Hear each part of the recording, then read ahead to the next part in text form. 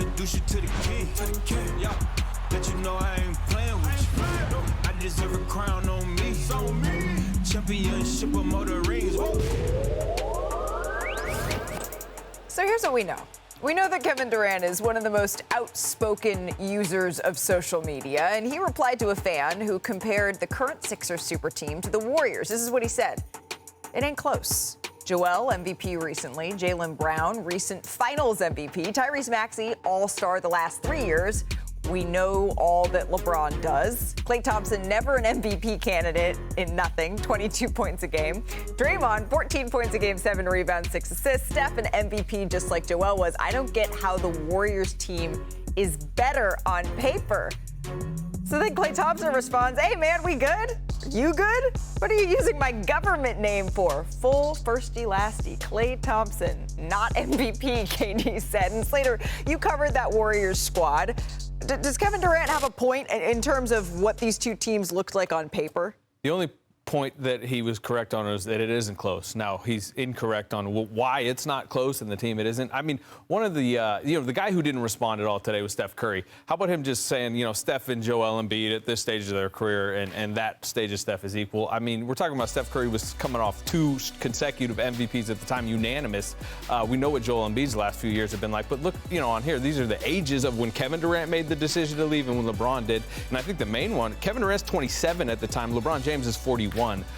He's minimizing, I think, in trying to minimize the reaction to the decision way back then, he's minimizing who the Warriors were, including himself at the time. These are 2 all-time greats at the peak of their powers. Klay, who he was, and then Draymond, of course. Sure, throw his stats up there. Maybe mention that he was like a generational defender at the peak of his powers. They went 16-1 in the playoffs. Wait, say more on what you mean about he's trying to defend the initial decision. Well, I think part of what he is saying here is going against the criticism of why he made the move back then in the comparison of LeBron making the move now. And, hey, it's LeBron joining that type of super team just like I did. Very different scenario. I still don't totally abide by or align with the criticism of him joining. It turned into some of the most epic duels that we've ever seen in the NBA. But go ahead, Vinny. I had no problem with Kevin Durant joining Golden State in 2016. I take a little umbrage with what he's saying now. These is not apples to apples. If LeBron and Joel Embiid were both in their primes, and then you add Jaylen Brown and Tyrese Maxey, maybe you can have some level of discussion. But Joel Embiid is nowhere near his MVP form. LeBron James has not won anything close to an MVP in over 13 years. That is the difference here. All of those guys in Golden State were in their prime, including Kevin Durant and Stephen Curry coming off of that unanimous MVP season.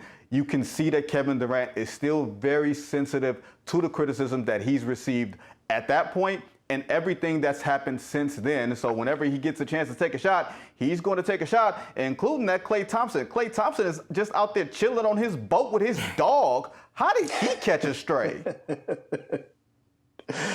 Well, the beauty of this all is that, as I said before, when we get to mid-October, Malika, guess what? Paper don't mean anything here. And I think when you're looking at this Philadelphia roster, it looks great on paper right now. But remember, that Golden State team was already battle-tested. I mean, they had already won a championship before, and they had gone through the finals. Really only on this roster, it's LeBron and Jaylen Brown. And those 2 players were on separate teams as far as with the Lakers, certainly Cleveland and prior stops, and with Jaylen in Boston. Nobody else on this Philadelphia team has done anything except for those 2 here.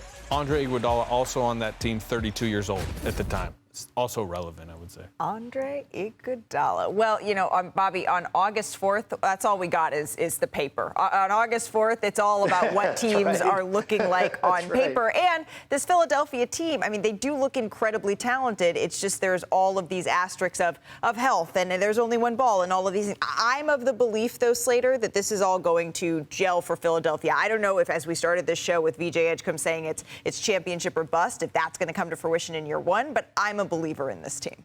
Yeah, gel is and turn into a potential contender, again, to Durant's point, is different than 67 wins, sweep through the Western Conference playoffs, go 15-0 before losing a playoff game. Oh, but what a time we had watching that all come together. That's going to do it for us here on NBA Today. NFL Live is coming up next. We will see you tomorrow.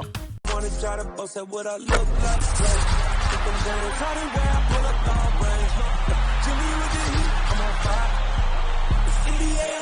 Super